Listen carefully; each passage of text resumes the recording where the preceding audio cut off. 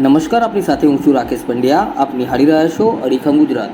દીવડા કોલોનીમાં રોડનો ડામર ઓગળતા કામગીરીમાં વેઠ ઉતાર્યાનો લોકોમાં ગણગણાટ. મહીસાગર જિલ્લાના કડાના સંતરામપુર માર્ગ રાજસ્થાનને જોડતો મુખ્ય માર્ગ છે. અહીંયા દિવસ દરમિયાન હજારો વાહનો પસાર થતા હોય છે.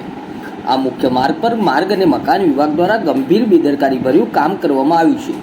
દીવડા કોલોની બહારના બસ સ્ટેન્ડ ચોકડી પર રસ્તા પરના થીગડા મારવા રોડનું સરફેસિંગ કરીને તેના પર સિલિકોટ કરવામાં આવ્યું છે, જેમાં ડામરના મિશ્રણને રસ્તાને રિકાર્પેટ કરવાની કામગીરી ભર ઉનાળામાં કરવામાં આવી છે. એક તરફ આકાશમાંથી અગનગોળા વરસતા હોય તે કાળઝાળ ગરમી પડી રહી છે, ત્યારે રસ્તા ઉપર ડામર પીગળવાના અનેક બનાવો બની રહ્યા છે, જેના કારણે લોકો અકસ્માતનો ભોગ બનતા હોય છે. પરંતુ અહીં તો માર્ગ અને મકાન વિભાગે જ અકસ્માત સર્જાય તેવી કામગીરીનું સર્જન કરી માત્ર દેખાવ પૂરતી કામગીરી અધૂરી મૂકી લોકોના જીવ જોખમમાં મુકાય તેવી સ્થિતિનું નિર્માણ કરવામાં આવ્યું હોય તેવું દેખાઈ રહ્યું છે. જોકે આ બાબતે માર્ગ અને મકાન વિભાગના એસઓને પૂછતા તેઓ જણાવ્યું હતું કે રોડ બન્યાને લાંબો સમય થયો હોય, આગામી ચોમાસામાં ખાડા પડી ન જાય તે માટે રોડ સીલિંગની કામગીરી કરવામાં આવી છે. હાલમાં ગરમ ડામર હોય લોકોને એવું લાગી રહ્યું છે, પરંતુ 2 થી 3 દિવસમાં ડામર સુકાતા રસ્તો વ્યવસ્થિત થઈ જશે.